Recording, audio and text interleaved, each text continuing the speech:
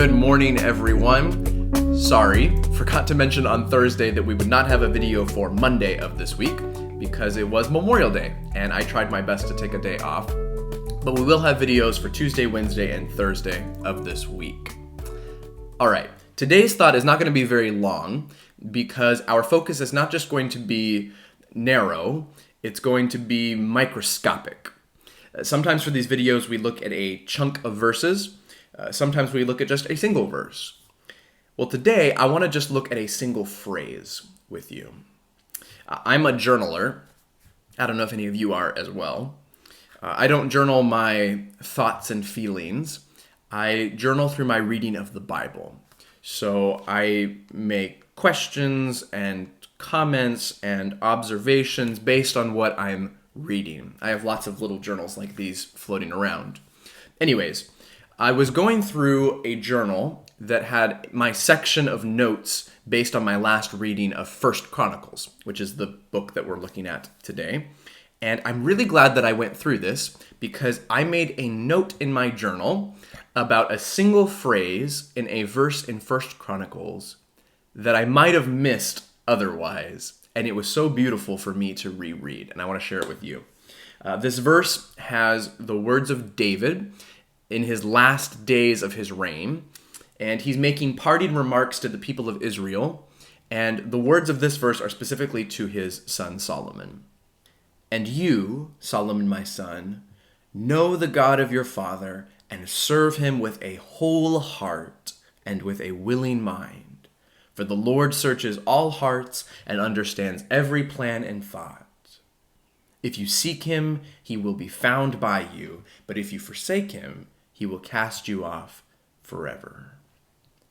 So this whole verse is great, but it's that phrase I highlighted that just really stood out. David tells Solomon to serve God with a whole heart.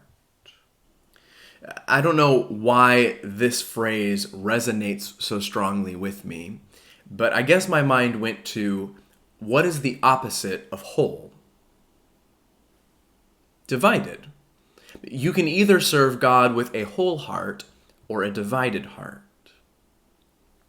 And is this not true of Christian experience? I know it's true of mine. So I did a deep dive on this phrase in the Old Testament, and I found a lot of cool stuff. But here are just a couple of relevant appearances of these words in the Bible. This is 2 Chronicles talking about King Amaziah. And Amaziah did what was right in the eyes of the Lord, yet not with a whole heart.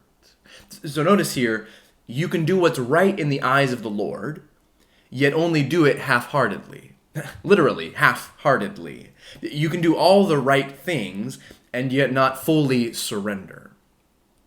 Or how about this one in 1 Kings? This really ties to what David told his son. For when Solomon was old, his wives turned away his heart after other gods, and his heart was not wholly true to the Lord his God, as was the heart of David his father. So David tells Solomon to serve God with a whole heart, and what happens? His heart almost literally gets divided. His hundreds of wives turn him away to them and to their gods. So I know this is not a new concept or some groundbreaking idea, but I just wanted to share this phrase with you this morning to get you to think about your own heart. This is not about guilt or self-loathing, but would you say you are serving God with your whole heart? I'll just be honest for myself. I know that I give God a lot of competition for my heart. What I worry about, what I get most excited about, what I'm most passionate about, those things reveal where my heart is truly centered. And it doesn't always look like wholehearted commitment to God. I was reading this really interesting thing about the Knights of Templar, the 12th century medieval Christian order. They were heavily involved in the Crusades. When Knights of Templar would get baptized, the men would be baptized with their sword. but they would hold their sword up over their head out of the water. The rest of them was immersed, but not the hand holding the sword. You see, this was the knight's way of saying to Jesus, you can have all of me, but not this part. I'm all yours, Jesus. You have control, but how I use this sword, well, that's not part of the deal. Now, come on. That preaches, doesn't it? Is there something that you're holding up over your head, something that you've left unsurrendered to Jesus? In the baptism illustration, what would you be holding up out of the water? A wallet? A laptop? A political opinion? A relationship? God wants you to surrender to Him with a whole heart, not to just fraction off some territory of your time and dedication to Him. The question for today is very straightforward. Is part of your heart unsurrendered? Like the Knights of Templar, is there something that you're refusing to give to God? Is your heart divided? A battle not of God or this, but a battle of God and this. Sometimes you know you're keeping something from God. You know the areas of your life where you're still holding onto the reins, holding onto control.